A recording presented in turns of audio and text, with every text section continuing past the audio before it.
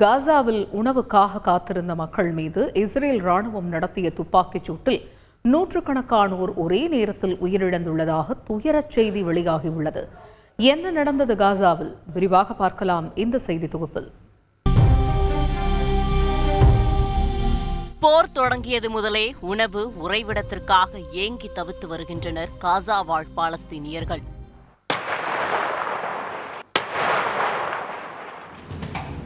முதலில் வடக்கு காசாவை விட்டு வெளியேறும்படி இஸ்ரேல் அறிவிக்க தெற்கு காசா நோக்கி நகர்ந்தனர் மக்கள்.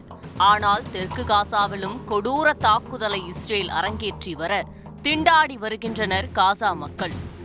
இதுவரை இஸ்ரேல் நடத்திய தாக்குதலில் 30,000த்திற்கும் மேற்பட்ட பாலஸ்தீனியர்கள் கொல்லப்பட்டு உள்ளதாக கூறப்படும் நிலையில் உயிர் தப்பியுள்ள மக்களை பசியும் பட்டினியும் வாட்டி வருகிறது. காசாவில் 4 ஒருவர் பசியால் வாடுவதாகவும் துயர செய்தியை ஏற்கனவே பகிர்ந்திருந்தது ஐநா சபை. இந்த நிலையில் கடந்த 29ஆம் தேதி அதிகாலை 4:30 மணியளவில் காசாவிற்குள் நிவாரணப் பொருட்களுடன் ட்ரக்குகள் வந்தடைந்தன. பசியில் வாடியிருந்த மக்கள் தங்களுக்கு உணவு கிடைத்துவிட்டது என்ற மகிழ்ச்சியில் ட்ரக்குகளை நோக்கி செல்ல அவர்கள் உயிரை பறித்தது இஸ்ரேல் ராணுவ படையினரின் துப்பாக்கி குண்டுகள்.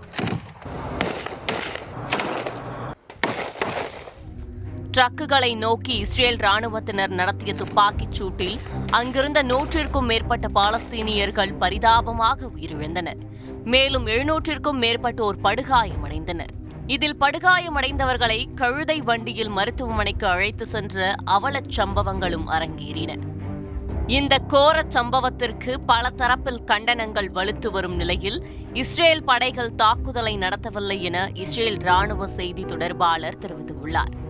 ட்ரக்குகளை சுற்றி கூட்டமாக இருந்ததால் எச்சரிக்கையாகவே சுட்டதாகவும், ஆயிரக்கணக்கான மக்கள் ஒரே நேரத்தில் ட்ரக்குகளை நோக்கி சென்றபோது வன்முறை ஏற்பட்டு பலர் உயிர் போனதாகவும் தெரிவித்துள்ளார்.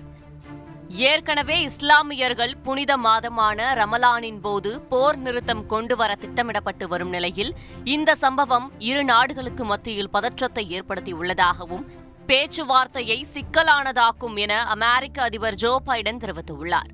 பிணை கைதிகள் விடுவிப்புக்கு ஈடாக இஸ்ரேல் சிறையில் உள்ள பாலஸ்தீனியர்கள் விடுவிக்கப்பட வேண்டும் என்ற நிபந்தனையுடன் போர் நிறுத்த பேச்சுவார்த்தை நடந்து வருகிறது. இக்கோர சம்பவத்தால் பிணை கைதிகள் விடுப்பில் ஹமாஸ் கரார் காட்டும் என கூறப்படுவதால் மத்திய கிழக்கில் பதற்றமான சூழல் நிலவி வருகிறது. செய்திகளை உடனுக்குடன் தெரிந்து கொள்ள உடனே சப்ஸ்கிரைப் பண்ணுங்க.